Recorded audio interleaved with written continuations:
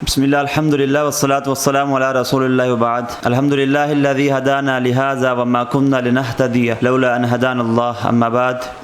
السلام علیکم ورحمۃ اللہ وبرکاتہ۔ بردرز اینڈ سسٹرز، اللہ تعالیٰ سورہ البقرہ میں ارشاد فرماتے ہیں یا ایھا الناس اعبدوا ربکم الذی خلقکم والذین من قبلکم لعلکم تتقون، اے لوگو اپنے رب کی عبادت کرو جس نے تم کو اور تمہارے پہلے لوگوں کو پیدا کیا تاکہ تم اس کے عذاب سے بچ سکو۔ اس آیت مبارکہ میں اللہ رب العزت اپنے بندوں کو عبادت کا حکم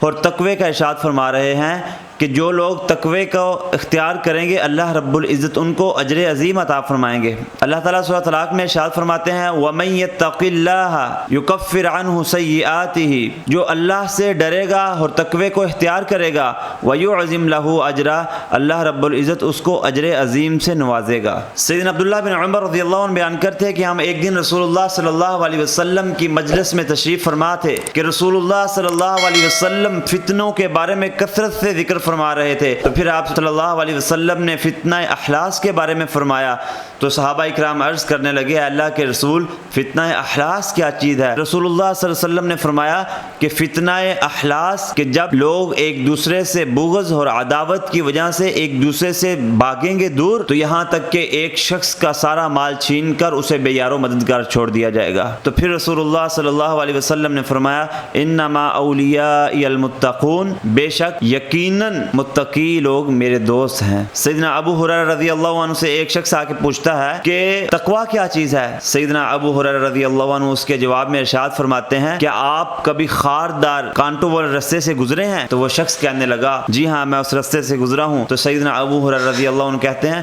کہ آپ اس رستے سے کس طرح گزرتے ہیں؟ تو وہ شخص کہتا ہے میں خاردار کانٹے والے رستوں سے اپنے آپ کو اور اپنے کپڑوں کو سمیٹ کر گزر جاتا ہوں۔ تو سیدنا ابو ہریرہ رضی اللہ عنہ بیان کرتے ہیں کہ بے شک یہی تقوی ہے کہ انسان اپنے آپ کو گناہوں سے بچا بچا کر صراط مستقیم کی طرف لے کر چلتا ہے۔ اللہ اکبر۔ سیدنا معاذ بن جبل رضی اللہ عنہ بیان کرتے ہیں کہ رسول اللہ صلی اللہ علیہ وسلم نے جب مجھے یمن کی طرف بھیجا تو رسول اللہ صلی اللہ علیہ وسلم نے مجھے نصیحت فرمائی یا معاذ ان اول الناس بی المتقون من کانوا، کہ بے شک متقی لوگ مجھ سے تعلق رکھنے والے ہیں چاہے وہ کوئی بھی ہوں یا کہیں سے بھی ہوں۔ بردر اینڈ سسٹر، رسول اللہ صلی اللہ علیہ وسلم نے اپنے صحابہ کو کس قدر تقوی کو اختیار کرنے کا حکم دیا کہ سیدنا ابو ذر غفاری رضی اللہ عنہ بیان کرتے ہیں کہ رسول اللہ صلی اللہ علیہ وسلم نے ایک دن مجھے نصیحت کرتے ہوئے ارشاد فرمایا اتق اللہ حیث ما کنت، اے ابو ذر غفاری تو اللہ سے ڈرتا رہ، جب تم سے کوئی خطا ہو جائے تو فوراً نیکی کر، بے شک وہ اس کو ختم کر دے گی، اور جب تو لوگوں سے مل اچھے اخلاق کے ساتھ مل۔ سیدنا ابو ذر غفاری رضی اللہ عنہ ایک ایسے صحابی ہیں کہ جن کو رسول اللہ صلی اللہ علیہ وسلم نے سب سے زیادہ نصیحتیں کی، اور سیدنا ابو ذر غفاری رضی اللہ عنہ یہ بنو کنانہ کے ایک قبیلہ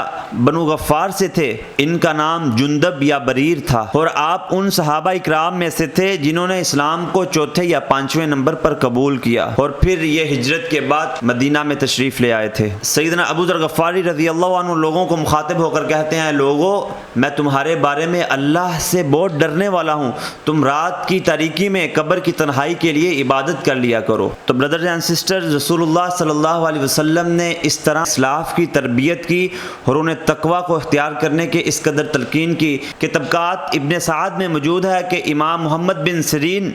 رحمہ اللہ کو اللہ رب العزت نے اس قدر زہد اور تقوی عطا کیا، اس قدر تقوی کے مقام پر فائز کیا کہ اگر ان کو کوئی کھوٹا سکہ یا ان کے پاس کوئی جعلی رقم دے دیتا وہ کبھی بھی اس کو آگے نہ چلاتے۔ یہ ان کے زہد اور ان کے تقوی کا کمال درجہ تھا۔ امام عبداللہ بن عون رحمہ اللہ فرماتے ہیں کہ امام محمد بن سیرین کو جب بھی کسی نے کوئی جعلی کرنسی یا کھوٹا سکہ دیا تو وہ اس کو آگے کبھی نہیں چلاتے تھے، وہ اس کو اپنے پاس الگ جگہ پہ رکھتے رہتے تھے۔ جب امام محمد بن سیرین کی وفات ہوئی تو ہمیں ان کے پاس سے 500 درہم کی کھوٹی اور جعلی کرنسی ملی۔ اللہ اکبر۔ کس طرح صحابہ اکرام